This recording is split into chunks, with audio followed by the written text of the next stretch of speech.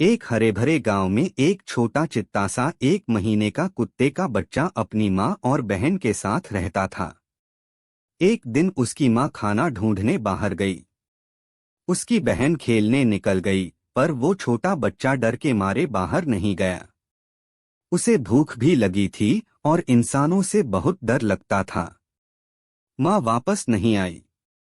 तभी एक लड़की वहां से गुजरी। उसने उस डरे हुए बच्चे को देखा और दया आ गई। वो उसे अपने घर ले आई, गर्म दूध पिलाया और सुला दिया।